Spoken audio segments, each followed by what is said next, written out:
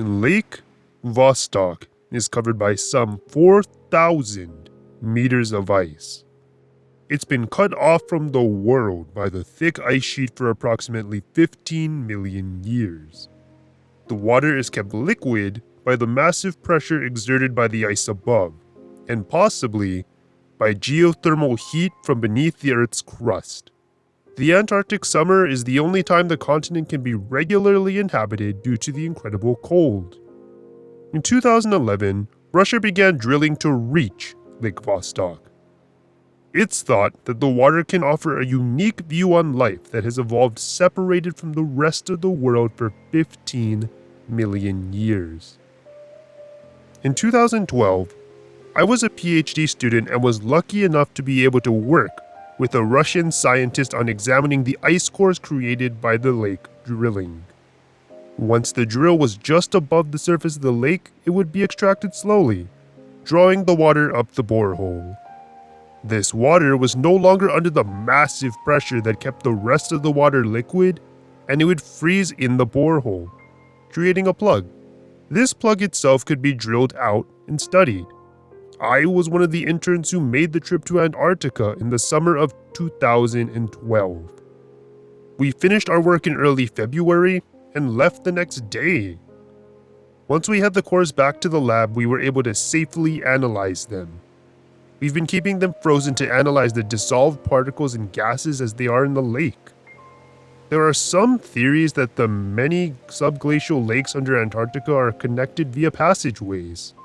This would mean that we're studying not just one, but all of the lakes under the ice.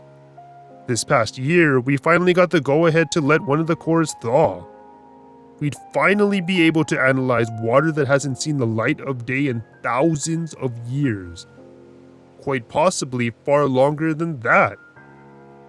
I cut a small section of the deepest core, the one right next to the water's surface, into an enclosed environment and began to gradually increase the temperature above 0 degrees Celsius. We wanted to capture the gases as they were let off, so we had a small balloon-like device working to capture and monitor the gas release. The device is very sensitive and can basically tell if you've eaten seafood in the last 6 months, for example. It immediately picked up on an incredibly high oxygen level in the water.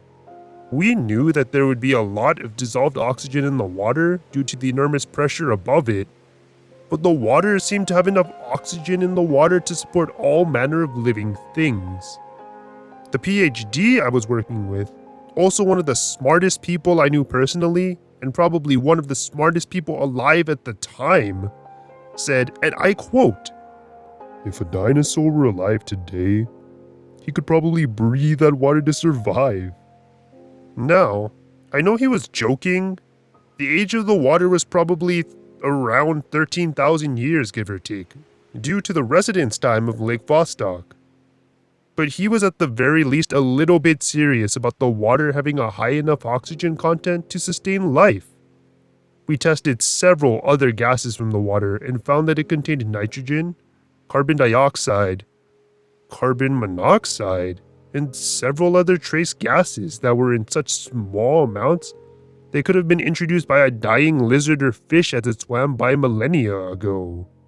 We just kept coming back to the high oxygen count. When the dinosaurs were alive, the temperature on Earth was much greater, and the oxygen in the atmosphere was also much higher. After the entire sample had melted, we took stock of our information and finally found the first trace of life in the new water. It appeared as though several species of algae had evolved to withstand the incredible temperature and the massive pressure of the water. It thrived in the oxygen-rich water, feeding off of small inorganic particles that were carried by the massive glacier above. No light made its way that deep, so the algae were small and mostly stuck to the bottom of the glacier. It was amazing. I had the information I needed for my thesis. The PhD I was working with was surely going to win yet another famous award, and we were both going to be famous. But then, catastrophe struck. The man I was working with, at this point I can call him a friend, suffered a massive stroke during the following night. He stayed on life support for several days, only briefly coming to consciousness a few times. He said goodbye to his loved ones, those still living, and told me to continue my research with his blessing. He lingered for about a week before finally passing due to another stroke. I was devastated. I knew the man professionally, but in the past several years, we'd spent enough time together that I regarded him as a second father in my life. Finally, after 2 weeks off, I decided to go back into the lab. Only, everything wasn't the same. I don't mean that it wasn't the same doing my research without my mentor. I understood that.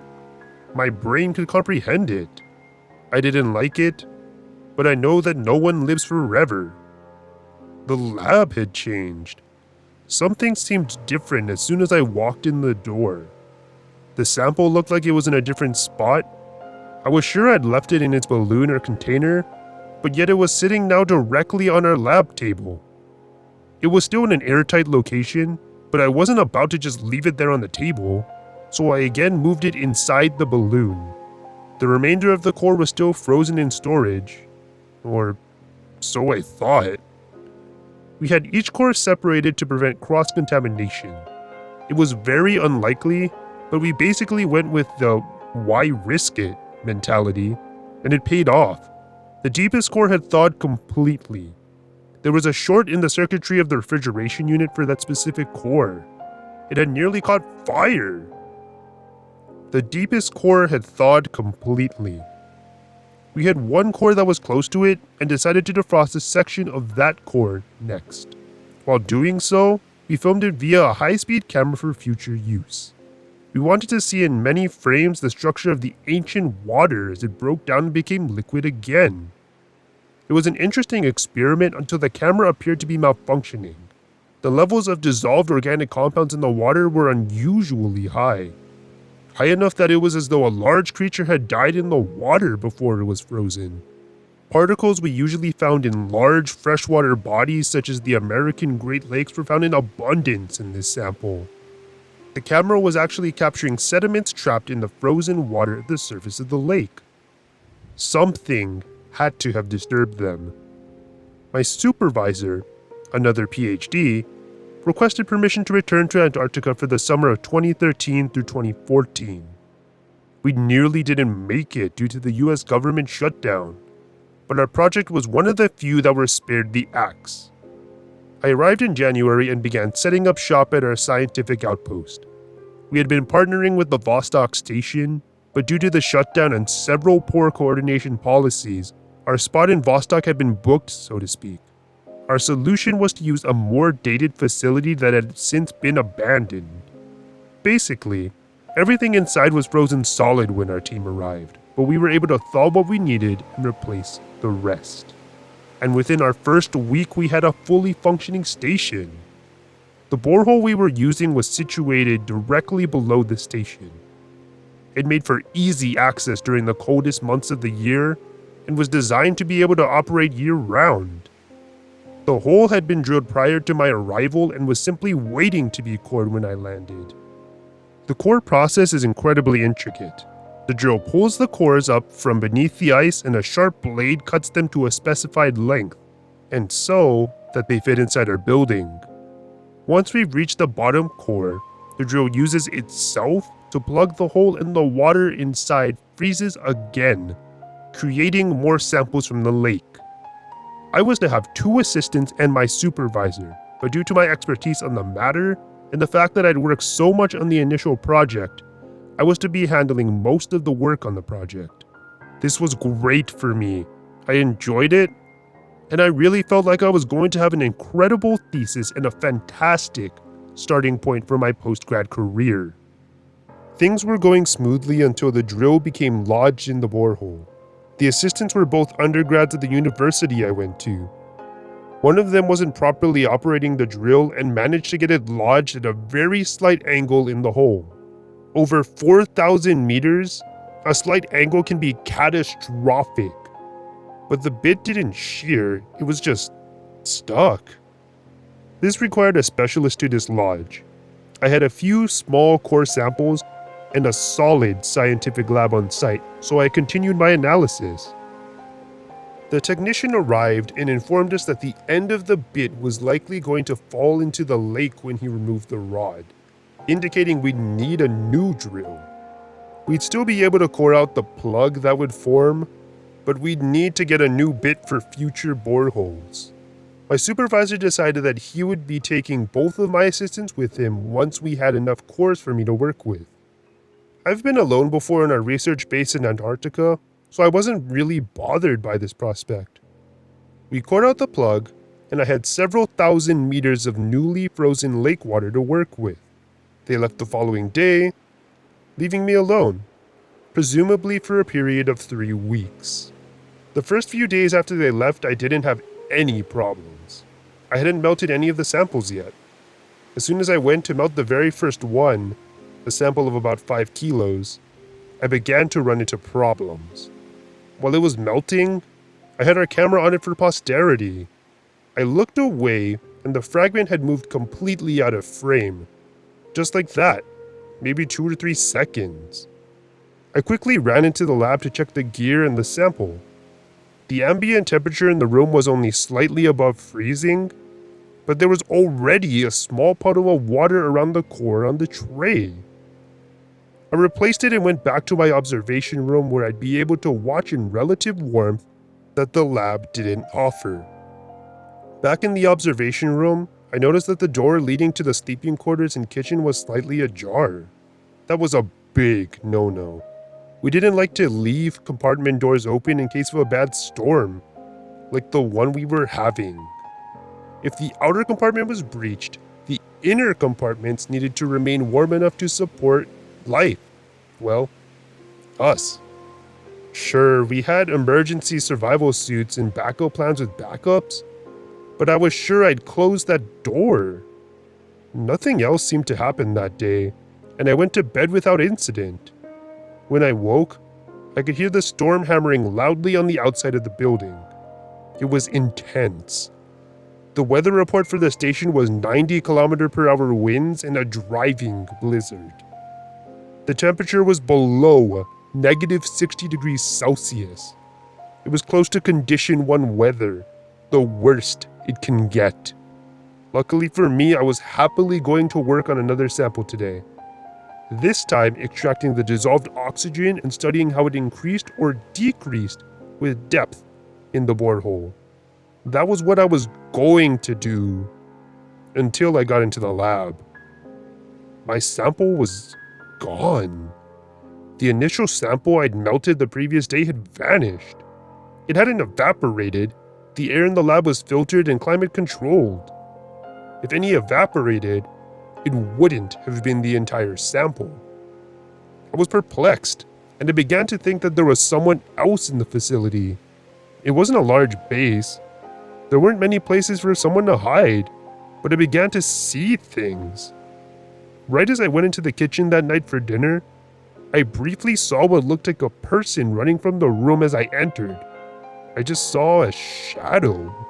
It might have been my imagination, but it really looked like a person. The power went out that night.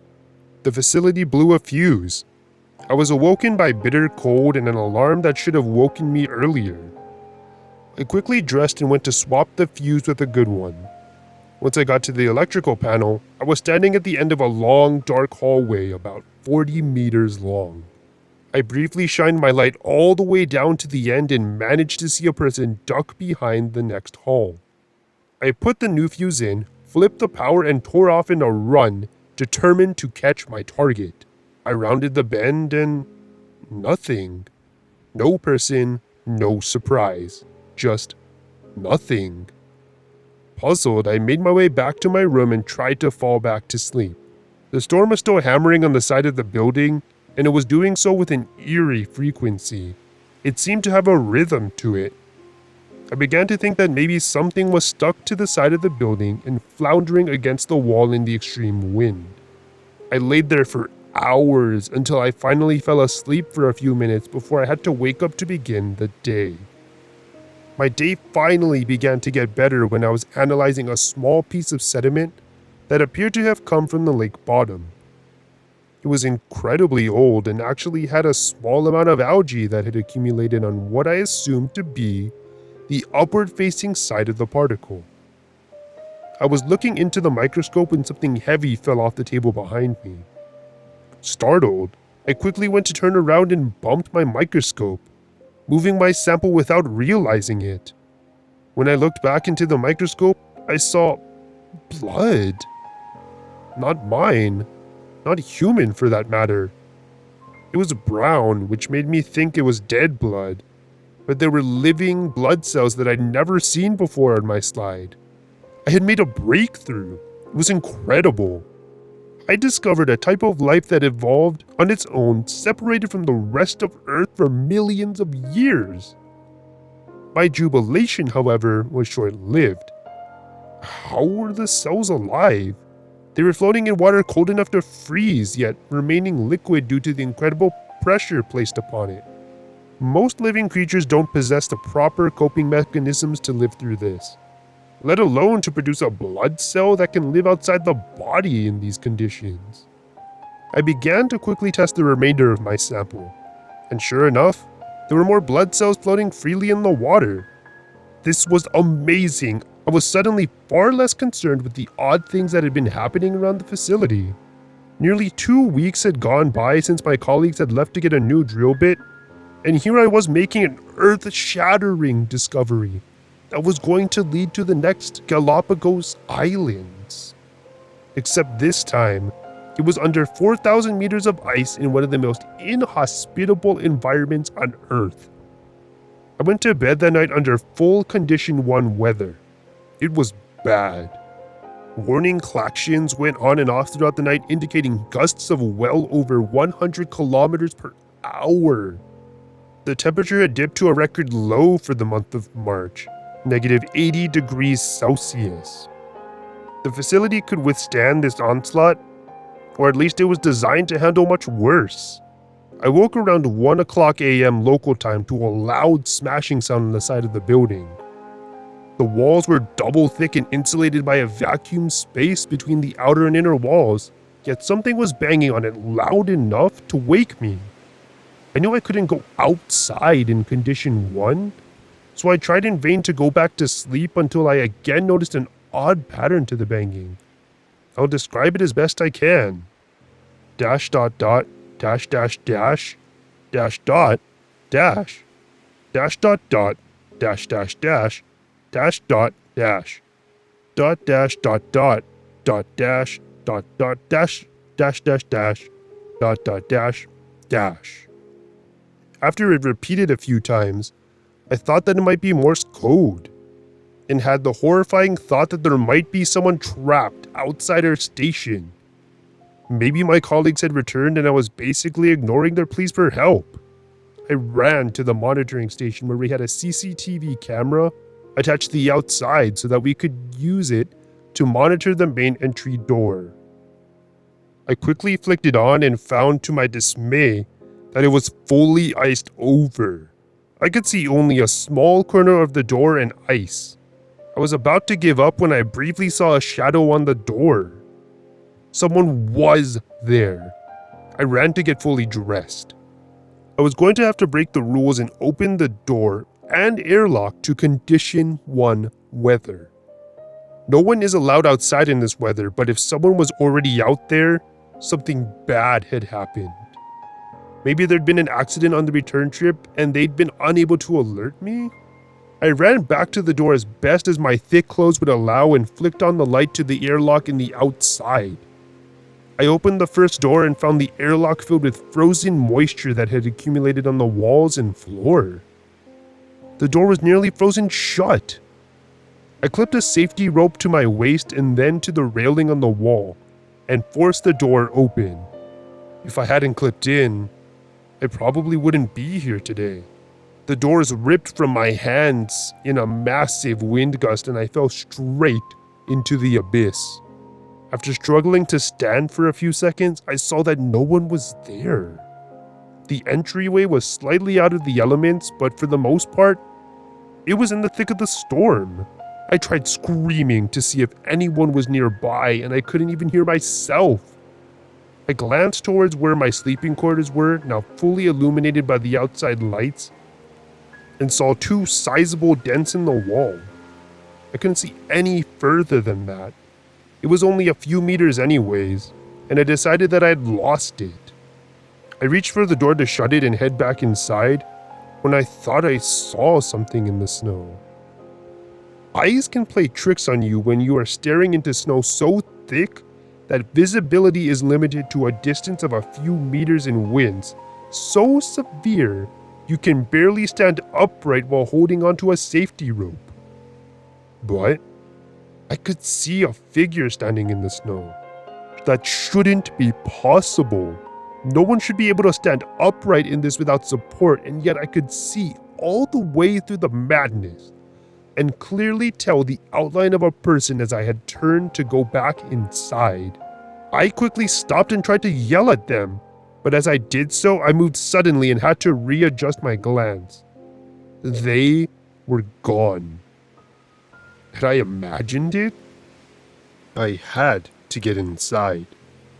I grabbed the heavy door and tried to drag it shut, but my feet weren't catching on the slippery terrain. I ended up having to tie the safety rope around one of the railings on the doors and use the wall railings for leverage to pull it shut from inside the airlock. As soon as I did, I was surrounded by an odd sense of silence. The storm was still raging outside, but suddenly my overloaded ears were ringing in the relative silence of the airlock. I made my way back to my quarters and noticed that the banging had picked up again. Something had to have come loose from the facility. It had to be stuck to the walls. That was the only rational explanation. I forced myself to sleep. It wasn't easy. Finally, it happened. When I woke up, I was greeted by a call saying that my colleagues had again been delayed due to the horrible weather. They were going to have to emergently evacuate me soon if things didn't improve. The bid was ready to be delivered, but they couldn't access the station. The goal was to get station drill capable again before full winter kicked in. Meanwhile, I continued my research and made one of the most amazing discoveries of the millennium. There was tissue in one of our frozen samples. Tissue! Our drill had hit a living creature in the water under the ice. Whether the creature survived or not, I had no idea. But our drill had managed to hit it and cut a small sample of tissue. I immediately went to record my findings and report to our home base, but as I did, I noticed our communications were down. I tried to connect to the internet and was greeted with the spinning wheel of lag. Nothing. I was now cut off from the outside world. As soon as this happened, I heard an alarm that I hadn't heard before. The severe weather alarms were shrill and short. This one was louder and longer. I ran to my instrument panel to find out what it was. Water was coming up the borehole into the station. This shouldn't have been possible. The ice should have frozen all the way up to the top long ago and created a plug. Like an artesian well, the water under pressure would have a certain head to it and come so high up the tube before finally equalizing and remaining stationary. We'd calculated that distance as being less than 3,900 meters from the surface of the lake. We should have had 100 meters of safety, but when I ran into the borehole room, I was greeted by several centimeters of water sloshing about. I had waterproof boots and quickly donned them. The borehole was open. The ice plug, gone.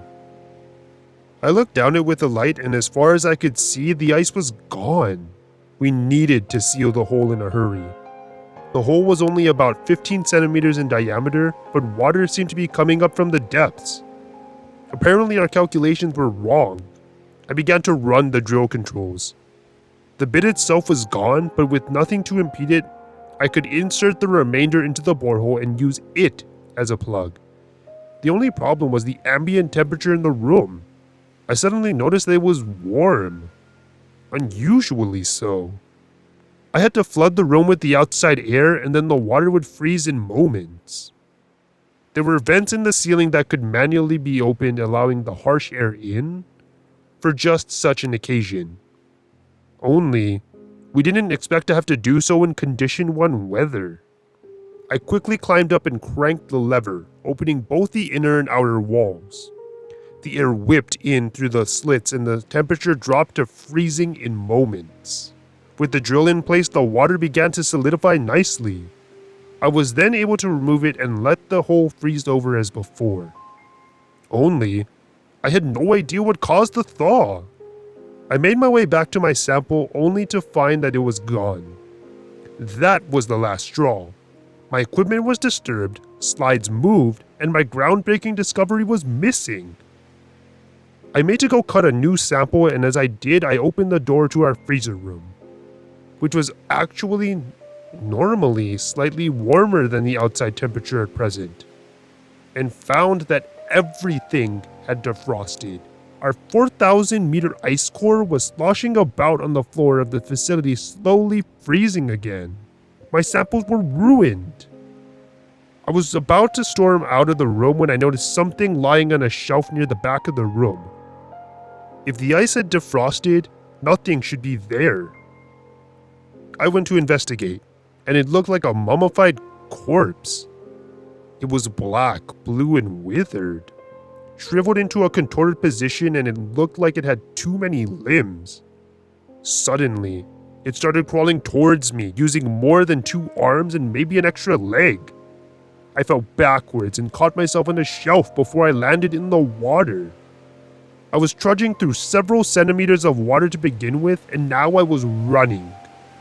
It moved on the shelf about waist high and climbed around the outer edge to get to the next level up. I reached the door moments before it did and slammed it, locking the sample room as I did. I opened the ceiling vents to try to freeze the room and whatever was inside it, and then realized that this probably wouldn't bother it much if it had been living where I thought it had. I ran to the crew quarters and locked myself in. I had access to the kitchen, living quarters, and sleeping quarters without having to go near the lab. I was going to be emergently evacuated soon. I could just wait it out. Except, I couldn't be reached via comms at present. I tried to access our communications and found that the internet was back, but that our radio communications were down. I had several messages asking if I was okay. Apparently, they were receiving emergency distress beacons from within our lab. The water alarm had also caught their attention. I told them what had happened and they didn't believe me. Told me I was crazy. Maybe I was. I was alone in the Antarctic, and I had been there for nearly a month. They likened it to an astronaut on the ISS suffering from anxiety. I managed to calm myself down a little. The CCTV showed nothing moving anywhere else on the station. I grabbed a flare gun and a pry bar. I had no other weapons and slowly made my way through back to the lab. Everything seemed normal. I received a report that they were sending an emergency transport to pick me up the following morning. The weather was going to break for the last time before full winter, and they were going to deliver the parts with a drill, get me, and go. I still had to pack up some equipment and whatever samples I could save. I avoided the sample room at all costs. The lab still had a few samples under lock and key, and I quickly placed those in our freezer coolers for transport, and grabbed a few pieces of equipment that we need back at home base. I needed to visit the sample room eventually.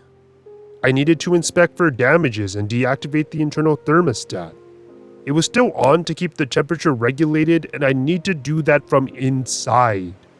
The room had been freezing for several hours, and when I cracked the door open, the water was several centimeters high, frozen on the door. I carefully trekked across to the far side of the room and turned the thermostat to nil, letting the outside air control the temperature for the winter. I carefully watched the waist-high shelves where our ice cores had once lain, and made my way back to the door as quickly as I could. When I was nearly there, I caught movement and looked up. There it was, on the very top shelf, frozen nearly solid, reaching for me and the door as best it could, but the ice was finally freezing it to where it couldn't move. I swung wildly at it with the pry bar, and it managed to grab it out of my hand. I slipped and caught myself on the handle. The thing tried to slink down the shelves as it had earlier, but its previous grace was gone, and it was cracking ice off of its arm as it moved. I slammed the door and locked it once again. I didn't have a camera on the inside, but I could hear its stiff movements, the ice breaking from its limbs as it moved. It was like ice fishing. The water had finally frozen the fish. As I slowly backed away from the room, I heard a light humming sound and realized that something had closed the vents from the inside. I was done. I returned to my quarters and locked the doors yet again. That night before the storm abated, it struck again. Hard. I could hear the same weather alarms and finally the banging on the walls again. It seemed different that night though. Almost defeated. I was done. The banging eventually subsided and I never actually fell asleep. The weather slowed down shortly before morning, and once it was truly morning, it wasn't actually light outside, but 8 o'clock a.m. our time. I was finally close to leaving. My colleague radioed in. Yes, my radio had finally came back. Apparently the storm was blocking the communications to some degree. He was less than 30 minutes away. After a short wait with all of my gear ready to walk out the door, I was alerted to our main airlock being open. I thought I had received another call, but maybe he made it early. I went to check and there was no one there. No snowmobile, no vehicle, no people. Puzzled, I stood around for a moment until I saw footprints leading away from the facility and into the snow. There seemed to be too many of them, and they were bare footprints. The gate seemed to be off. A fresh snow was falling, and I was about to take a picture of them when I again realized no one would believe me. I went back inside and received a burst transmission from the Russian Vostok station. It was static-filled and mostly incoherent. They must have known that I didn't speak Russian because the voice was speaking heavily accented English. It was hard to decipher, but I could finally make out a few words. We tried, Worm. It didn't make sense at first, so I replayed it several times. Eventually I realized they weren't saying warm, but instead, warn. Startled, I deleted the message and backed away from my computer until I heard the airlock door open again.